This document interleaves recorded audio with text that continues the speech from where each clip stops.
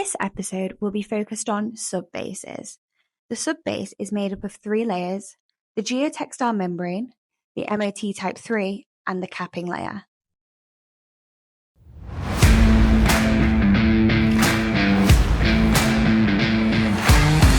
On site with industry expert Nelson Birch from Devon Driveways, some Vuba team members had the opportunity to gain valuable insights into the installation process. Nelson will help explain why even the shape and size of aggregates within the base are essential for ensuring that the driveway stands the test of time. Not just for resin bound, but for any surface whatsoever, the sub-base is probably one of the most important layers. It's the foundation where all the subsequent layers are going to be built on. So if you haven't got this right, then no matter how good a job you do on the following surfaces, it's not going to be right and you're going to get issues. So we always use roller, vibratory roller, and whacker plate or compactor plate for the edges.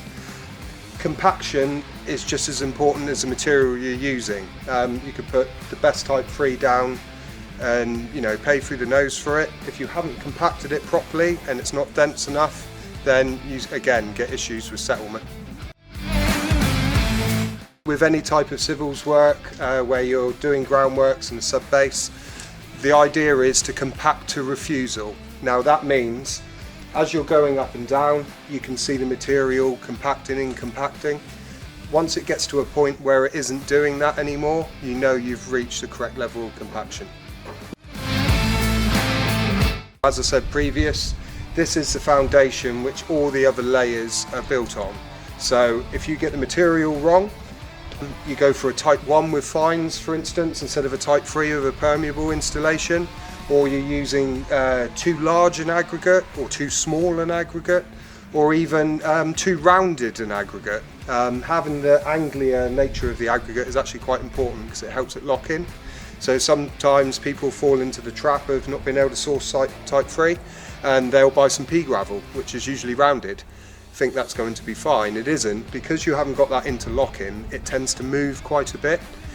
So when you're putting on the subsequent layers, it's actually pushing the sub-base material underneath rather than having it set in place. So yeah, it's something that every contractor should be looking at the first port of call. What materials have I got available to me locally? Can I source them? Can I have them delivered? Can I pick them up to ensure that the project goes as it should? There's networks of quarries throughout the UK. Some are big brands, some are independents. A quick Google will kind of flag up probably 5 or 6 in your local area. Give them a call, pay them a visit. Have a look at the material yourself, don't just take their word for it, and just use your experience and your gut feeling. If you are experiencing groundwork, you'll be able to look at a pile of stone there in a quarry and know if that's suitable or it isn't. Well, the sub-base is now complete. We've got the Type 3 in there, and we've used some finer gravel just to infill the void so we get consistent coverage with the VubaMac.